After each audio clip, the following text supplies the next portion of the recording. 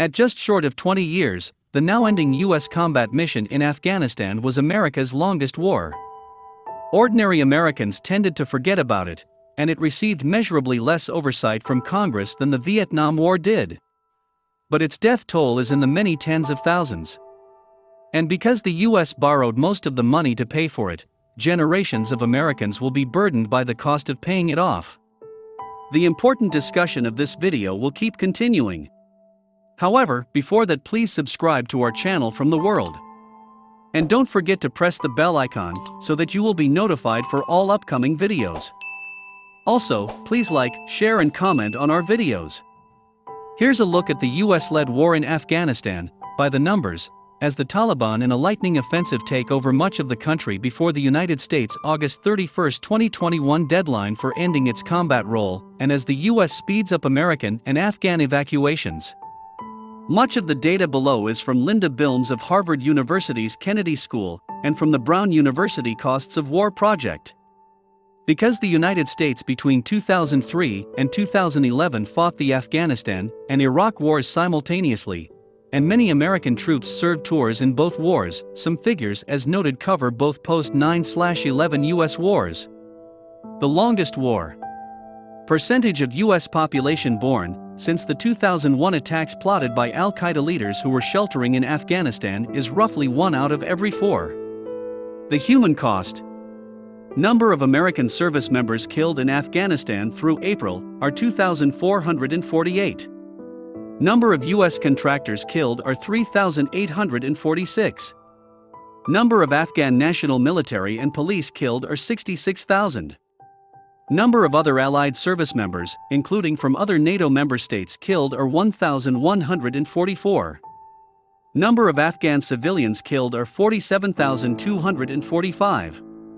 Number of Taliban and other opposition fighters killed are 51,191. Number of aid workers killed are 444. Number of journalists killed are 72. Afghanistan after nearly 20 years of U.S. occupation. Percentage drop in infant mortality rate since U.S., Afghan and other allied forces overthrew the Taliban government, which had sought to restrict women and girls to the home, is about 50%.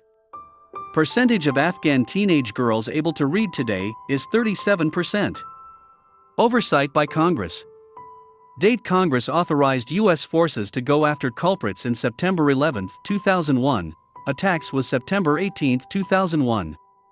Number of times U.S. lawmakers have voted to declare war in Afghanistan is 0. Number of times lawmakers on Senate Appropriations Defense Subcommittee addressed costs of Vietnam War during that conflict is 42. Number of times lawmakers in same subcommittee have mentioned costs of Afghanistan and Iraq wars through midsummer 2021 is 5. Number of times lawmakers on Senate Finance Committee have mentioned costs of Afghanistan and Iraq wars since September 11, 2001 through midsummer 2021 is only 1. Paying for a war on credit, not in cash. Amount President Harry Truman temporarily raised top tax rates to pay for Korean War is 92%. Amount President Lyndon Johnson temporarily raised top tax rates to pay for Vietnam War is 77%.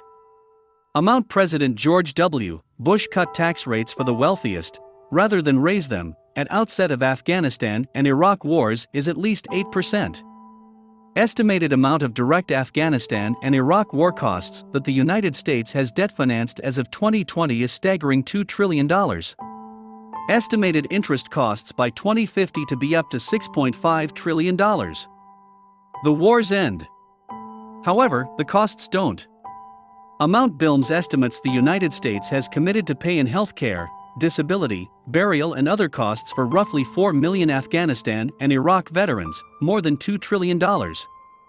Period. Those costs will peak is after 2048.